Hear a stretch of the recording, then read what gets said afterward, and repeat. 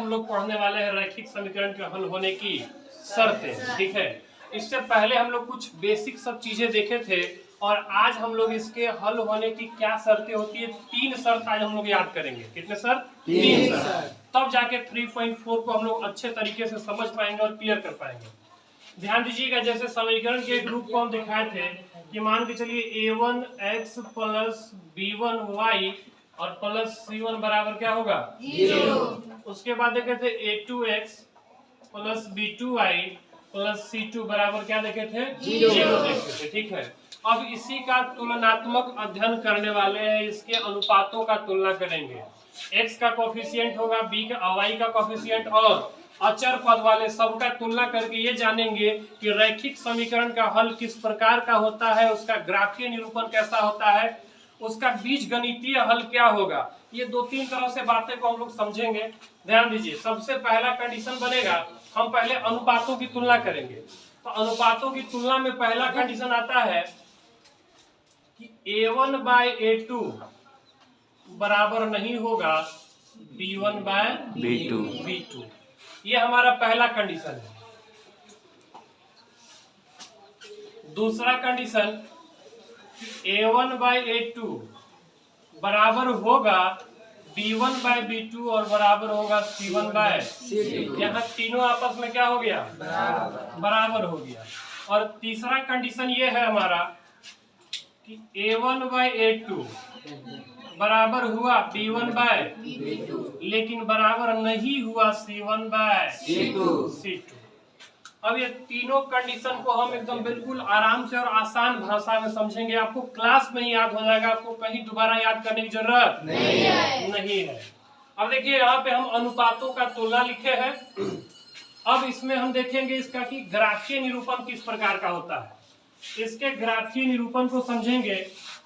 दूसरा में ये संगत है कि असंगत, इसको लिखेंगे। और तीसरा घर में इसका जो बीजगणितीय हल होगा वो किस प्रकार का होगा, इसको देखेंगे। ठीक है, तो देखिए पहले क्या हुआ कि a1/a2 बराबर नहीं हुआ b1/b2। देखिए तुलना किए तो ये दोनों क्या हो गया? पहली बार में कट गया, पहली बार में कट गया यानी कि ये प्रतिच्छेद कर गया। अब इसका अगर ग्राफीय निरूपण आपसे पूछा जाए कि बताइए क्या होगा, तो दोनों रेखाएं क्या होंगी? तो प्रतिच्छेदी होगी। क्या होगी? प्रतिच्छेदी यानी कि अगर मान के चलिए 2 ग्राफ लाइन है तो ये दोनों लाइन एक दूसरे को क्या करेगा? कट करेगा। और कितने बार? एक बार।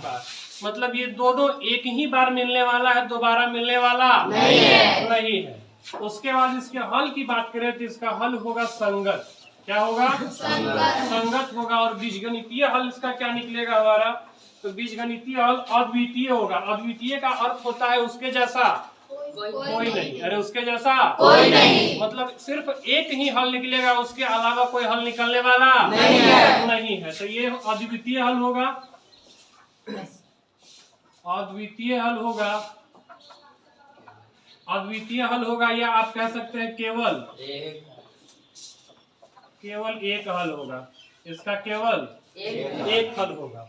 उसके बाद दूसरे में आते हैं तो a1/a2 बराबर है b1/b2 बराबर है c1/c2। अब ये देखिए ये क्या कर रहा है, तो ये जो है तीनों आपस में बराबर हो गया, तीनों आपस में बराबर हो गया। अर्थात ये क्या है? संपाती है। क्या है? संपाती है। और इसका हल क्या होगा? संगत होगा। अब इसका बीजगणितीय हल की बात करें तो ये बताए थे अभी तुरंत कि अपरिमित रूप से अनेक हल होता है।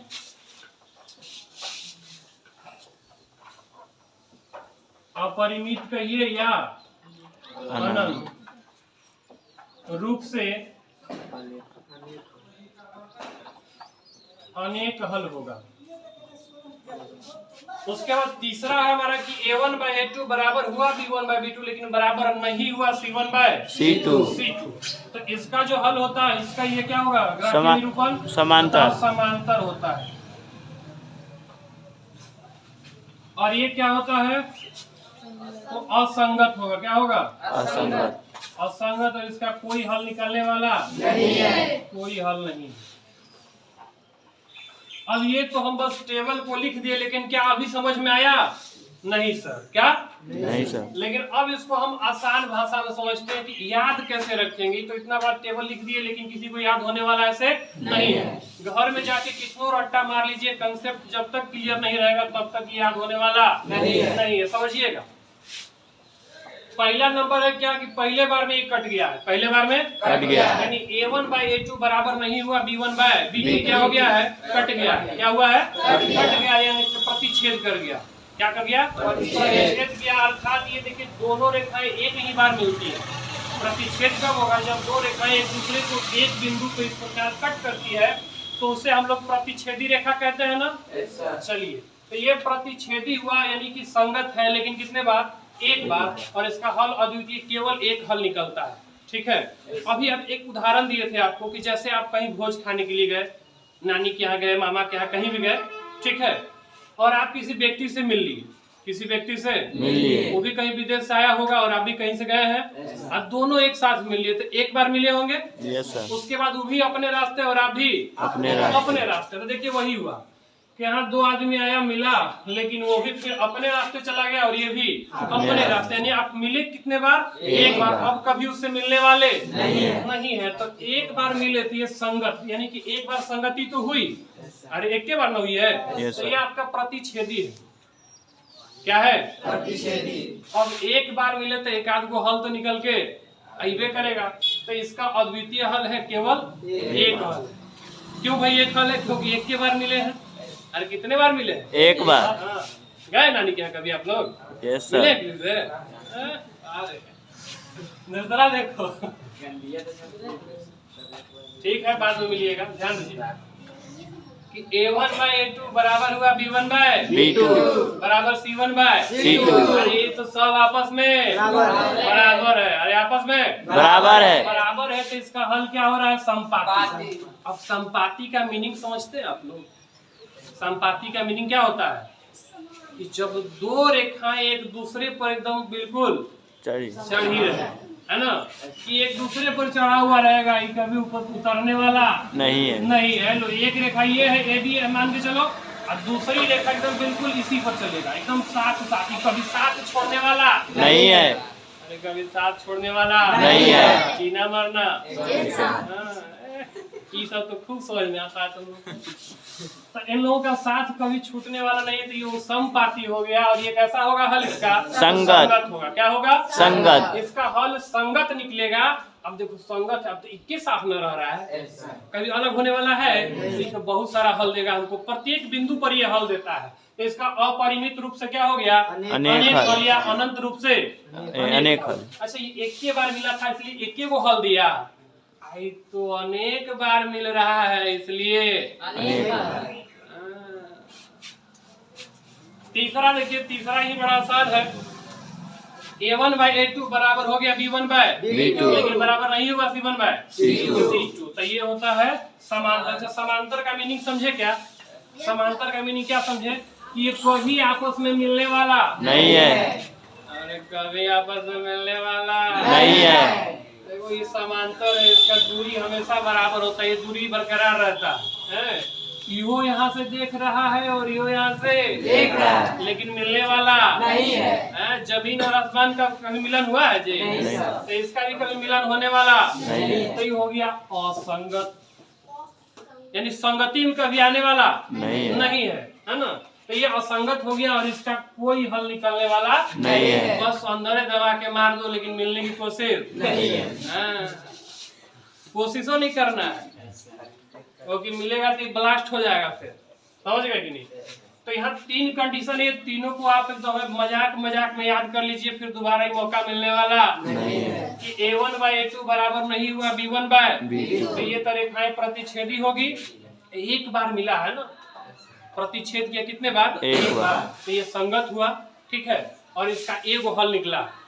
क्या गो? एगो। उसके बाद देखिए तीनों आपस में बराबर है। अरे तीनों आपस में बराबर है। अब तीनों बराबर है तो इसको हम संपाती कहेंगे। इसका ग्राफीय निरूपण आएगा, संपाती हुआ। क्यों भाई संपाती है? क्योंकि ये दोनों रेखाएं एक दूसरे पर स्थित होती है, ये कभी अलग होने वाली नहीं। तो ये तीनों जो है ना, ये दोनों रेखाएं प्रत्येक बिंदु पर हल देगी, और ये हल देगी, अर्थात ये संगत है।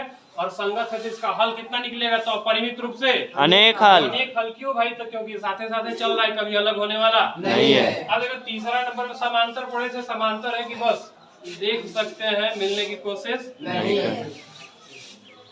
तो ये समांतर है, ये कभी मिलने वाला नहीं है।